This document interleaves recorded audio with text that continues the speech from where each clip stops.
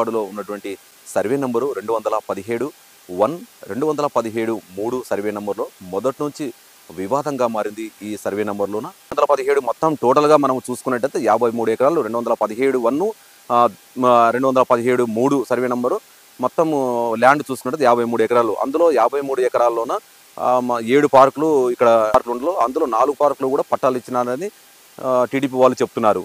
అయితే ఈ నేపథ్యంలోనే మొత్తము టోటల్గా 53 ఎకరాల్లోన రైతులకు మొత్తం ఇచ్చింది మాత్రము 90 పట్టాలు మాత్రమే. మిగతాది 250 పట్టాలు వచ్చేసి వైసీపీ కార్యకర్తలకు, వైసీపీ లీడర్లకు ఇచ్చారా అనేది టీడీపీ వాళ్ళ వర్షన. అయితే 217-1 217-3లో సంబంధించి గత వైసీపీ ప్రభుత్వము అక్రమాలు చేసిందనేది టీడీపీ వర్షన. అయితే అక్రమాలు అంటే మొత్తం టోటల్గా చూసుకున్నట్టయితే 53 ఎకరాలు మొత్తం భూమి. ఆ భూమిలో మాత్రం 250 పట్టాలు పూర్తి స్థాయిలో వైసీపీ కార్యకర్తలకు అసలు ఎంత అక్రమైంది, పూర్తి స్థాయిలో నిజంగాంటే రైతులకు ఇచ్చారా లేకుంటే పూర్తి వైసీపీ వాళ్ళకే సరిపోయింది. అది పాణ్యం సీనియర్ ఎమ్మెల్యే అటువంటి గౌరీ చర్తరెడ్డి మనతో పడుతున్నారు. విషయాలు దాన్ని 217-1లో ఎంత అక్రమాలు జరిగాయి, పూర్తి స్థాయిలో రైతులకు ఎంత ఇచ్చారనే తెలుసుకునే ప్రయత్నం చేద్దాం.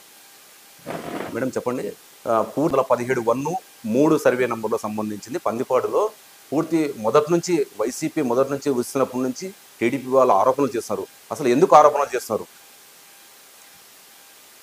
మొత్తం పందిపాడులో ఉన్న గోడల ఆంజనేయ స్వామి దగ్గర ఉన్న స్థలంలో 53 ఎకరాలు ఉంది. అక్కడ 217-1 217-3 ఈ సర్వే నంబర్లో మొత్తము అంతా అన్యాక్రాంతం అయిపోయింది. మొత్తంగా ఆ స్థలానికి 53 ఎకరాలకు సంబంధించి 7 పార్కులు కూడా గతంలో గుర్తించడం జరిగింది. 4 పార్కులు కూడా దీంట్లో అన్యాక్రాంతం చేయడం జరిగింది.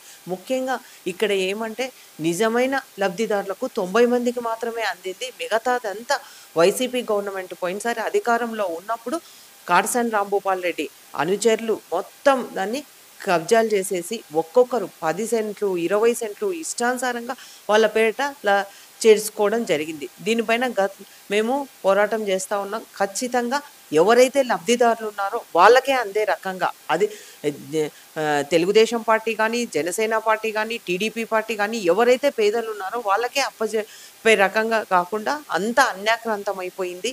ఈరోజు పార్కు స్థలాలు కూడా వదలలేని పరిస్థితి ఉంది. కాబట్టి దీనిపై సమగ్రమైన విచారణ జరిగి అర్హత ఉన్న వాళ్ళకి అక్కడ స్థలాలు ఇచ్చి ఇల్లు నిర్మించుకునే విధంగా చేస్తాము. అలాగే దీనిపైన కలెక్టర్ గారి దృష్టికి ఆల్రెడీ మినిస్టర్ గారి దృష్టికి కూడా తీసుకెళ్లడం జరిగింది. దీనిపై స్పందించి కలెక్టర్ గారు కూడా వెంటనే దీన్ని తగిన చర్యలు తీసుకుంటామని చెప్పడం జరిగింది. అలాగే కమిషనర్ గారి దృష్టికి కూడా తీసుకెళ్లడం జరిగింది. ఎవరైతే నిజమైన లబ్ధిదారులో, ఎవరైతే ఇల్లు లేక ఇబ్బంది పడుతున్నారో వాళ్ళకి అందించే ప్రయత్నం చేస్తాం.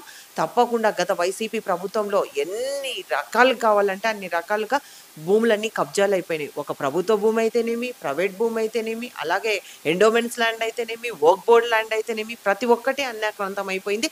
అందుకే ఈ ప్రభుత్వం, ఇప్పుడు కూటమి ప్రభుత్వం అధికారంలోకి వచ్చిన తర్వాత రెవెన్యూ సదస్సులు అని ఏర్పాటు చేయడం జరిగింది. ఇవి కూడా సర్వే చేయించి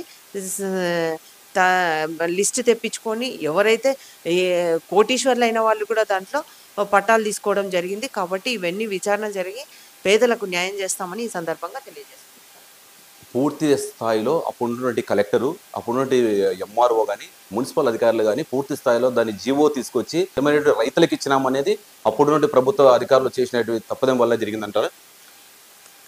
గత ప్రభుత్వంలో ఉన్న అధికారులు, వైసీపీ ప్రభుత్వంలో ఉన్న పాలకుల వల్లనే ఈ విపరీతమైన అన్యాయం జరిగిపోయింది, అన్యాక్రాంతం అయిపోయింది. కాబట్టి తప్పకుండా గత ప్రభుత్వంలో చేసిన నిర్వాకం వల్లనే ఈరోజు ఈ పరిస్థితి ఉంది. ఇష్టానుసారంగా దొరికినట్లు అమ్ముకోవడం, ఫ్లాట్లు వేసుకోవడము, అమ్ముకోవడం జరుగుతూ ఉంది.